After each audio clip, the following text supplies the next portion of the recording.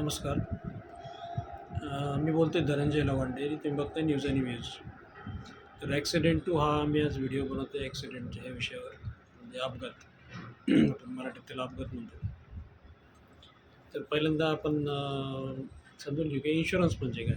तुम्ही एखादं गाडी घेता, दरवर्षी तिला खर्च येतो. ₹1500 टू व्हीलर असेल तर, फोर व्हीलर असेल तर 6,000 ₹7,000 तुम्हाला दरवर्षाला भरावे लागतात. तर इन्शुरन्स म्हणजे हमी आपण ज्याला म्हणू शकतो, की समजा आता माझ्याकडे कार आहे. तर ते कारला गव्हर्नमेंटने इन्शुरन्स का कंपल्सरी केलं आहे? इन्शुरन्सचे पैसे इन्शुरन्स कंपनी कशासाठी घेते? की तुमच्याकडनं जे ₹5,000-6,000 ते घेतात वर्षाचे. समजा आता मी 1 जानेवारीला गाडी घेतली. 1 जानेवारीला तिचा इन्शुरन्स होतो पुढच्या 1 जानेवारीपर्यंत, म्हणजे 1 वर्षासाठी. म्हणजे 1 जानेवारीला रात्री 12 वाजता इन्शुरन्सचा तुमचा पिरियड चालू होतो आणि तो पुढच्या 31 जानेवारीला रात्री 12 वाजता तो संपतो.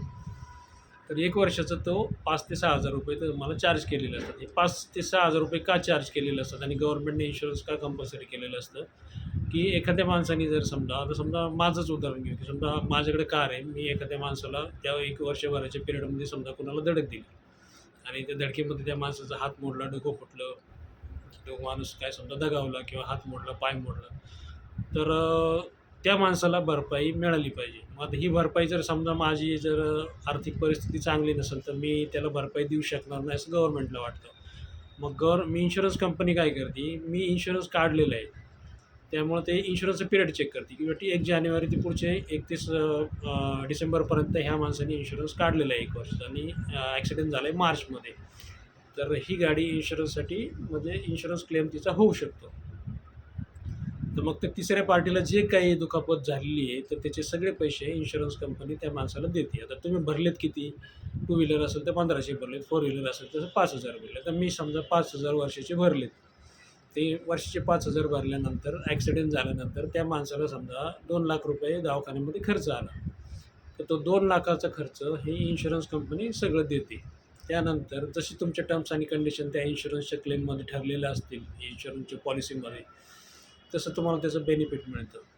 मग समजा त्याच्यामध्ये अजून एक भाग असतो, की माझ्या गाडीला काही डॅमेज झाला असेल, त्याचे जर मी पैसे भरलेले असतील, तर माझ्या गाडीचं समजा काही मडगाड तुटले, हेडलाईट फुटल्यात किंवा माझी समजा पुढची जी काच इव्हेंट स्क्रीन म्हणतो आपण त्याला, ती फुटली. तर ते ते त्यांच्या ज्या कंडिशनमुळे त्यांच्या नियमामध्ये ते बघतात बसतंय का. कोणाचे टायर फुटतात, कोणाचे पुढचं बोनेट चिमटतं. तर ते इन्शुरन्सच्या नियमामध्ये जे बसतं ते इन्शुरन्स कंपनी तुम्हाला भरपाई देते. मग काय होतं, की ॲक्सिडेंट जर झाला तुमच्या गाडीचा, तर इन्शुरन्स कंपनी तुम्हाला मदतीला येते आणि तुमचा खर्च कमी करायचा प्रयत्न करते. आणि पूर्ण वर्षभरात तुम्ही गाडी जर चांगली चालवली असेल आणि कुठलाही समजा ॲक्सिडेंट झालेला नसेल, तुम्ही ₹2 सुद्धा क्लेम केलेला नसेल, तर तुम्हाला त्याचं बोनस पण पुढच्या वर्षाच्या इन्शुरन्स पॉलिसीमध्ये मिळतं. तर इन्शुरन्सचं महत्त्व मी ह्यासाठी सांगतो, की मी काही इन्शुरन्स एजंट नाही आहे. पण इन्शुरन्सचा सर्वसाधारण लोकांना माहिती नसते, की इन्शुरन्सचे पैसे कशासाठी घेतात. ते इन्शुरन्सचे पैसे हे ॲक्सिडेंट झाल्यानंतर तुम्हाला आर्थिक मदत व्हावी यासाठी ते घेतात आणि ते तुमच्या दृष्टीने चांगलं आहे. कारण मी समजा इन्शुरन्सचे 5,000 भरले, माझ्या गाडीचा ॲक्सिडेंट झाला, 2,00,000 खर्च झाला, तर मला 2,00,000चा खर्च ही इन्शुरन्स कंपनी देते आणि त्यांनी दिलेलं पण आहे 2-4 वेळा.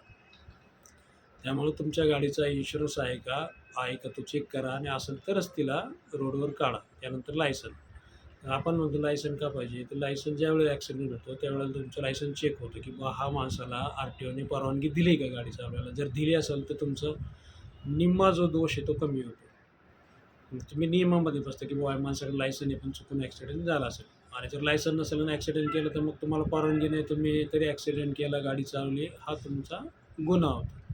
तर म्हणून गाडी चालवताना लायसन्स आणि इन्शुरन्स असणं महत्त्वाचं आहे. आणि समजा आता मोठी गाडी असेल, समजा बस आहे, तर बस चालवली, बसमध्ये समजा ॲक्सिडेंट झाला, 10 प्रवासी जागेवर गेले. त्या 10 प्रवाशांमध्ये 5 लोकं इंजिनिअर आहेत, 5 लोकं समजा 2 लोकं डॉक्टर आहेत, अजून 3 लोकं अजून कुठली प्रोफेशनमध्ये आहेत. तर त्यांचं जे कुटुंब आहे ते तुमच्यावर कोर्टामध्ये केस लावतं, की ह्या माणसाने गाडी चालवली, ॲक्सिडेंट केला, आमचा डॉक्टर मुलगा गेला, आमचा इंजिनिअर मुलगा गेला, जो आज 30 वर्षाचा होता, त्याने अजून 28 वर्ष सर्व्हिस केली असती आणि आमच्या कुटुंबाला समजा अंदाजे 5 कोटी रुपये मिळाले असते. तर ह्या माणसाच्या चुकीमुळं ॲक्सिडेंट केल्यामुळं तो माणूस गेला आणि त्याचं उत्पन्न आम्हाला आता घरी मिळणार नाही. तर आमचं जे नुकसान झालं आहे तर ह्या ड्रायव्हरने ते भरून द्या. आता तुम्ही विचार करा, जर समजा 4 कोटीचा त्यांनी जर दावा तुमच्यावर केला, तर 4 कोटी रुपये तुम्ही देऊ शकणार आहे का? ह्यासाठी तुमचं लायसन आणि इन्शुरन्स असणं हे खूप महत्त्वाचं आहे. तर इथून पुढं कधी लक्षात ठेवा, तुम्ही जे वाहन बाळगताय किंवा सांभाळताय त्याचा इन्शुरन्स आणि लायसन व्यवस्थित ठेवा. तुम्हाला आयुष्यामध्ये कधी पस्तावायची पाळी येणार नाही. आणि ह्या ॲक्सिडेंटमुळं बरेचसे लोकं दिवाळखोर पण झालेले आहेत. ते मी तुम्हाला पुढच्या व्हिडिओमध्ये सविस्तर सांगा. तर माझे व्हिडिओ तुम्ही लाईक करा, सबस्क्राईब करा. तुमचे काही कमेंट्स असतील तर सांगा.